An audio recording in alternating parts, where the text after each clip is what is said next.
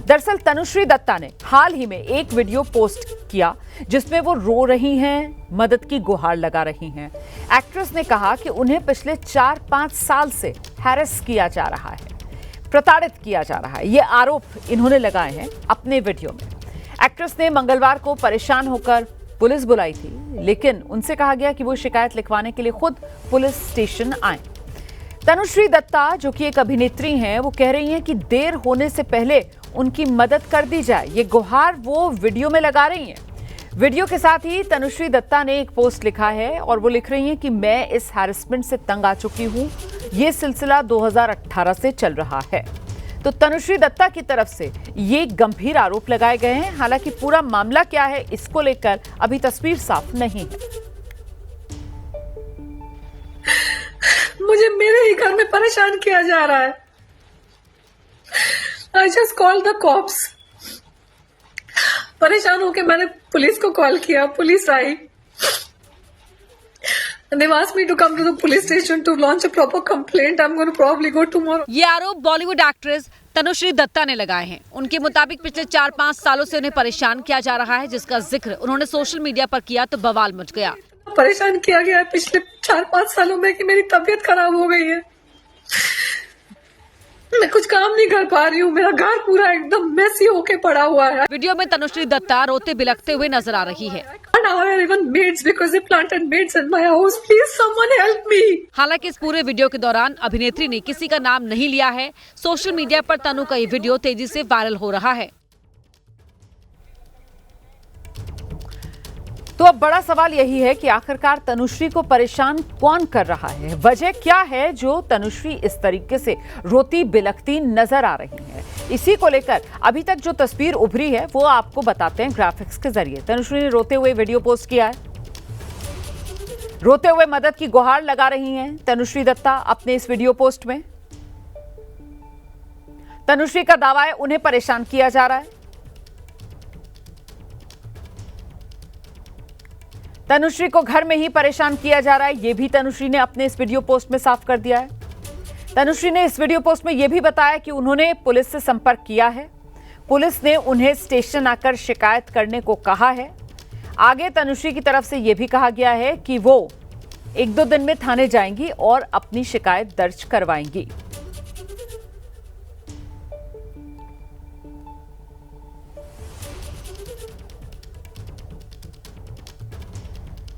तनुश्री दत्ता दावा कर रही हैं कि उन्हें घर में ही परेशान किया जा रहा है। 2018 में यह सिलसिला शुरू हुआ और लगातार जारी है।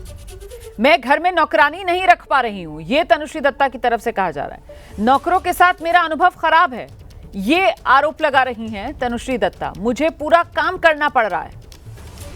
अब ये पूरा मामला क्या है ये अभी साफ नहीं हो पा रहा है, लेकिन तनुश्री दत्ता का रोते बिलखते ये वीडियो सामने है जिसमें वो ये कह रही हैं कि उन्हें प्रताड़ित किया जा रहा है। हैरेसमेंट शब्द का इस्तेमाल उनकी तरफ से किया गया है कि उन्हें हैरेस किया जा रहा है। वो ये कह रही हैं कि 2018 से इसी तरीके से उन्हें हैरेस किया जा रहा है। थक गई हैं वो, अब पुलिस से वो मदद चाहती हैं। इस बाबत उन्होंने पुलिस से संपर्क साधा है। पुलिस ने उन्हें थाने आकर शिकायत दर्ज कराने को कहा है। अब एक बार फिर से उस खबर का रुख करते हैं जिसको लेकर बहुत से सवाल ऐसे हैं जिनके जवाब मिलना बाकी हैं। जानी मानी अभिनेत्री हैं तनुश्री दत्ता और उनका रोता हुआ वीडियो पोस्ट जो सामने है। हमारे साथ इस वक्त खुद तनुश्री दत्ता मौजूद हैं। जरा तनुश्री से ही जानते हैं। तनुश्री, बहुत विचलित कर रहा है आपका रोता बिलखता ये वीडियो पोस्ट। क्या परेशानी है, क्या हो गया है, बताइए। एक्चुअली ये जो कल मेरा जो सब्र का बांध टूटा, ये कल एक पर्टिकुलर इंसिडेंट सिर्फ उसकी वजह से नहीं, मेरे साथ पिछले 4-5 साल से बहुत सारी घटनाएं घटी हैं और कल उसका बस एक सार था जो मैं बस अपने आप को रोक नहीं पाई। मुझे बहुत ज्यादा रोना आ गया, समझ नहीं आया क्या करूं, तो मैंने इंस्टाग्राम पे डाल दिया। मेरे साथ बहुत सारी चीजें हुई है। 2022 में मेरा एक्सीडेंट हो गया, किसी ने मेरी गाड़ी के ब्रेक काट दिए थे और वहां से जो मेरा सिलसिला शुरू हुआ हरासमेंट का, वो बस अभी तक चल रहा है। बहुत सारी चीजें होती हैं, मुझे फॉलो किया जा रहा था और एक्सीडेंट के बाद बहुत सारी घटनाएं घटी, घर पे भी बहुत सारी घटनाएं घटी। मैं जहाँ जहाँ जाती हूँ पिलग्रिमेजेस पे बहुत सारे लोग फॉलो करते हैं, एयरपोर्ट्स पे उन ईमेल्स मेरे हैक हो गए, मेरे प्रोजेक्ट्स बहुत सारे साबोटाज हो गए। मतलब बेसिकली सुशांत सिंह राजपूत के साथ जो जो चीजें हो रही थी उनकी मौत के पहले, वो सारी परिस्थितियां मेरे लिए भी उस तरह से क्रिएट की गई। लेकिन फर्क बस इतना है कि वो चल बसे और मैं जिंदा हूँ। तो संक्षिप्त में मैं इतना ही बता सकती हूँ। अगर डिटेल में आप जानना चाहेंगे तो मैं और भी चीजें बता सकती हूँ। जी जी बिल्कुल, मैं जानना चाहती हूँ तनुश्री, कौन हैं ये लोग जो आपको इतना परेशान कर रहे हैं? कौन हैं ये लोग? ये तो एक अब आप लोग समझ ही जाइए, 2018 के बाद ये सारी घटनाएं मेरे साथ शुरू हुई। मैं 2003 से मुंबई में हूँ। मुझे मुंबई में कभी इस तरह की तकलीफ नहीं हुई। मैं अकेले रहूं, अकेले बाहर जाऊं, मुंबई मुझे हमेशा सेफ लगता था। अब मुझे पूरी दुनिया में भी मुझे सेफ्टी फील नहीं होती, क्योंकि एक गिरोह है, ग्रुप है जिन्होंने माइंड बना लिया है कि मुझे वो परेशान करेंगे, मुझे काम नहीं करने देंगे, मेरे सारे प्रोजेक्ट सबोटाज कर देंगे, मेरे खाने पीने की चीजें तक भी उसमें ड्रग्स था या पता नहीं क्या था, मेडिसिन, दवाइयां मिलाई गई और मैं बहुत बीमार हो गई। मेरे घर में एक मेड प्लांट की गई जो मेरे खाने पीने में चीजें मिलाती थी और मैं मेरी बहुत हालत खराब हो गई। और मैं जब भी खाना भी ऑर्डर करती हूँ, कभी खाना टेम्पर्ड होके आता है, कभी मेरा सामान यहाँ वहाँ हो जाता है, घर पे चोरियां हुई। जिस होटल में मैं रुकती हूँ, मेरे होटल के रूम में कोई मेरे एब्सेंस में एक्स्ट्रा चाबी लेके कोई घुस जाता है, चीजें यहाँ वहाँ होती है। मेरे प्रेजेंस में बहुत बार ऐसा हुआ है कि किसी को एक्स्ट्रा चाबी किसी ने दे दी है, मैं होटल में रूम में हूँ और किसी ने चाबी करके अंदर आने की कोशिश की है। तो इन सब चीजों से मैं बहुत डर जाती थी, मेरी बहुत एंग्जाइटी हो जाती थी, स्ट्रेस हो जाता था। और इन सब चीजों की वजह से पिछले 4-5 साल में एक अंदरूनी स्ट्रेस की वजह से मैं सुकून से हूँ, मैं स्थिर हूँ, मैं एक बहुत स्टेबल पर्सन हूँ, बट समवेयर सबकॉन्शियस लेवल पे ये सारी चीजें बिल्डअप होती है। तो मुझे क्रॉनिक स्ट्रेस सिंड्रोम हो गया। तो ये चीज मैंने 2 दिन पहले डिस्कवर की कि मुझे क्रॉनिक स्ट्रेस सिंड्रोम है और मैं इसकी वजह से मैं ज्यादा पिछले काफी दिनों से काम नहीं कर पा रही हूँ, क्योंकि मैं थक जाती हूँ। मतलब मेरा अंदर से मेरा एक मुझे लग रहा है कि ये जो हरासमेंट चल रही है, छोटी चीजें, बड़ी चीजें, एक्सीडेंट हो गया, मिसहैप हो गया, मतलब कुछ ना कुछ बुरा होता ही रहता है। नहीं, आप बिल्कुल सही कह रही हैं तनुश्री। किसी के भी साथ ऐसा होगा तो उसकी मनोस्थिति वैसी ही होगी जैसी मनोस्थिति से आप इस वक्त गुजर रही हैं। लेकिन मैं फिर से दोहराती हूँ कि आपको खुलकर आना पड़ेगा, आपको बताना पड़ेगा कौन हैं ये लोग, आपके पीछे क्यों पड़े हैं ये लोग, बताइए। मेरे पीछे इसलिए पड़े हैं क्योंकि मैंने उनकी जो एक मुखौटा मैंने बहुत लोगों का उतार दिया। मीटू मूवमेंट जो था उसकी वजह से मुझे इस चीज का यकीन है, मुझे पता है, शायद दुनिया भी अग्री करेगी कि मीटू मूवमेंट के बाद मैं दुश्मन नंबर 1 बन गई हूँ। बॉलीवुड के काफी सारे जो माफिया के लोग है ना, जो बॉलीवुड माफिया चलाते हैं, और उनके कुकर्म, काली करतूतों के ऊपर से पर्दा हट गया। तो वो एक एग्जाम्पल, उदाहरण क्रिएट करना चाहते हैं, क्योंकि उनको डर है कि अगर मेरा करियर वापस से शुरू हो गया या मैं खुश दिखने लगी, या मैं तो ऐसी हूँ कि मुझे छोटा मोटा थोड़ा भी कुछ मुझे मिलता है तो मैं खुशी रहती हूँ, मुझे बहुत ज्यादा उम्मीद भी नहीं रहती बहुत चीजों से। तो वो भी नहीं चाहते कि मैं खुश रहूं, स्वस्थ रहूं, क्योंकि वो एक एग्जाम्पल क्रिएट करना चाहते हैं कि आगे से कोई लड़की ये मीटू और ये सब चीजों के बारे में बोले ना। मैं तो अपनी हक की लड़ाई लड़ रही थी, मेरा कोई लीडर बनने का या कुछ इरादा नहीं था, लेकिन ये सत्य और असत्य की बात है और ये शैतानी लोग हैं और ये परेशान कर रहे हैं ताकि एक उदाहरण बना सके, ताकि दुनिया में एक एग्जाम्पल दे सके, बॉलीवुड में एग्जाम्पल दे सके कि देखो अगर इस तरह से तनुश्री दत्ता की तरह आके तुम मुंह खोलोगी और मीटू वगैरह करोगी तो तुम्हारा भी हम यही हाल करेंगे। तो मुझे नहीं, तो 2018 मुझे याद आता है, और जब आपने हिम्मत दिखाई थी, दिलेरी दिखाई थी और हिंदुस्तान में वो #मीटू जो दुनिया भर में चल रहा था उसमें आप उसका चेहरा बनकर आई थी, आपने तो तब जिन पर आरोप लगाए थे, मुझे लगता है आप ही अगर उनका नाम लें तो बेहतर रहेगा। मैं नाम नहीं लेना चाहती हूं क्योंकि आरोप आपने ही लगाए थे और वो भी एक बड़े कलाकार हैं जिन पर खुलकर आपने आकर आरोप लगाए थे।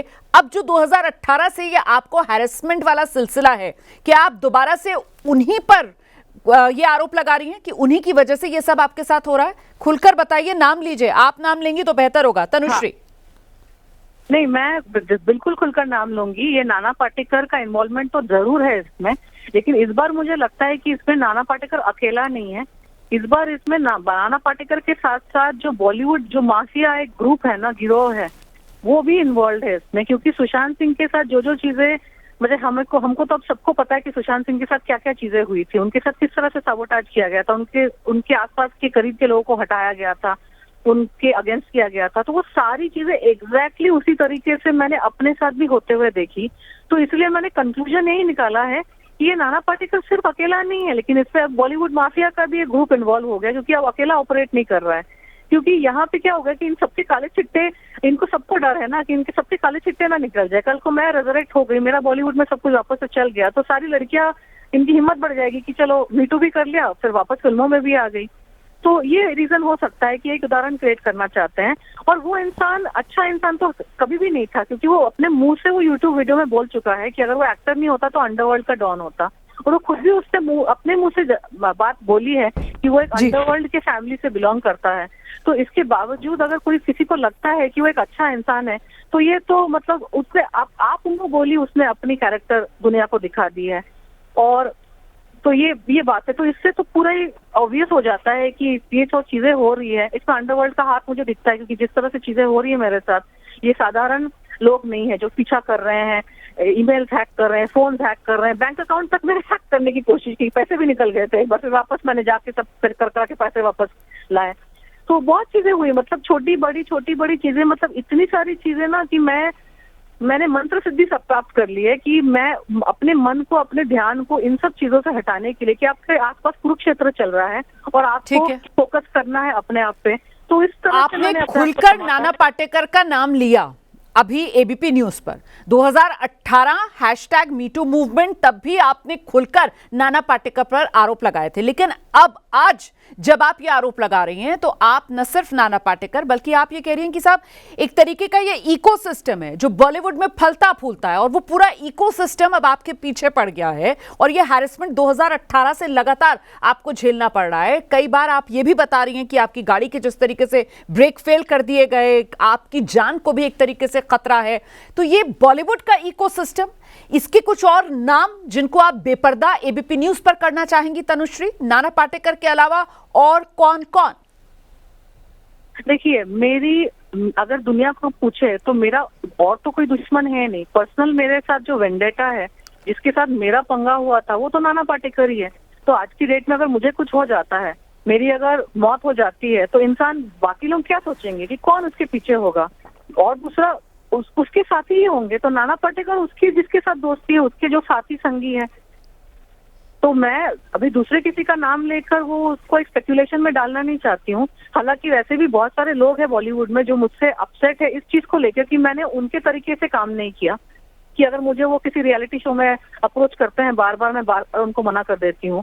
तो बॉलीवुड में ईगो बहुत ज्यादा है, वो दूसरे का पॉइंट ऑफ व्यू समझते ही नहीं है कि सामने वाले को उस तरह से काम नहीं करना है। अब दूसरी हीरोइन एक तरह से काम कर रही है, मुझे वैसे नहीं जीना है, मुझे वैसे काम नहीं करना है, मुझे फार्म हाउसेस में नहीं जाना है एक्टरों के, मुझे ऐसे चीप रियलिटी शोज में काम नहीं करना है जहाँ पे लोग एक दूसरे के साथ बदतमीजी करते हैं और सब आदमी और औरत सब एक जगह रहते हैं, उसी जगह झगड़ा करते हैं, मुझे वैसे नहीं रहना है। तो बहुत लोगों को मैंने बॉलीवुड में मना किया है अलग अलग रीजंस की वजह से। तो ये बॉलीवुड जो माफिया गैंग है, उनका एक रूल ही है, सिस्टम ही है कि किसी एक लड़के को किसी एक लड़की के पीछे वो हाथ धो के पड़ जाएंगे और उसको उसकी मौत तक धकेल कर ही उनको शांति मिलेगी, क्योंकि वो भगवान से जुड़े नहीं है, उनको अपने अंदर सुकून नहीं है। जब तक कि वो सामने वाले को मार ना गिराएंगे तो उनको आत्मा को चैन नहीं मिलता है। This is a sickness. और उनका ठीक है, आपने पुलिस से गुहार लगाई है मदद की, आप पुलिस के पास गई हैं, पुलिस ने आपको कहा है कि आइए थाने में शिकायत दर्ज करवाइए। क्या नामजद रिपोर्ट आपने करवा दी है नाना पाटेकर के खिलाफ, या आप शिकायत देंगी नाना पाटेकर के खिलाफ तनुश्री? मैं वहाँ, मुझे पुलिस ने जो बोला है कि आप आके सीनियर इंस्पेक्टर से पूरी आपने बात बताइए। अब वो एफआईआर होगा कि कंप्लेंट होगा कि किस तरह से वो रिपोर्ट बनाएंगे, उसकी पूरी डिटेल बात हुई नहीं है। पुलिस आज आई थी क्योंकि मैंने उनको बुलाया था, तो वो बस 5 मिनट के लिए आए थे, ब्रीफ कॉन्वर्सेशन करके चले गए। अब मैं जाऊंगी कल और बैठ के उनसे बातें करूंगी किस तरह से क्या होगा, बिकॉज ये बिल्कुल प्लान्ड थॉट ऑफ नहीं था। ये मतलब मेरा फ्रस्ट्रेशन जो आपने वीडियो देखा, it was my frustration and anger कि 5 साल मैंने सब्र बांधा और मैं आध्यात्म से जुड़ी हूँ, मैं मेडिटेशन और योगा से जुड़ी हूँ, तो मैंने बहुत सारी चीजों को नजरअंदाज करने की कोशिश की बहुत टाइम से, और किया भी अपने ही सुकून को, अपने ही स्थिरता को मेंटेन करने के लिए। लेकिन मुझे अब लग रहा था कि पानी सर के ऊपर बहुत पहले जा चुका है, लेकिन अब मुझसे झेला नहीं जा रहा था। तो मेरे पता नहीं क्या, सावन का महीना चल रहा है, तो महादेव की कृपा कुछ हुई होगी या कोई लीला हो रही होगी कि मेरे मन से बस मुझे रोना आ गया।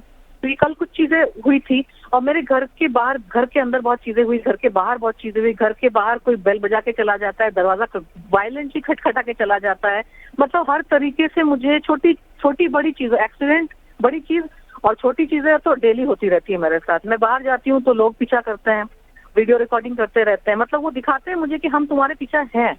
अगर मैं नजरअंदाज करने की भी कोशिश करूं, आप जो आरोप लगा रही हैं वाकई में बेहद गंभीर आरोप हैं ये तनुश्री, और बहुत धन्यवाद आपने इतना दिल खोलकर एबीपी न्यूज के माध्यम से जो आप पर गुजर रही है वो बात दर्शकों के सामने रखी। और क्योंकि आपने सावन के महीने का जिक्र किया और ये शिव जी का महीना है और ऐसे में शिव ही सत्य है, और हम सब इस बात को जानते हैं कि सत्य जो है वो परेशान जरूर हो सकता है लेकिन परास्त तो नहीं हो सकता।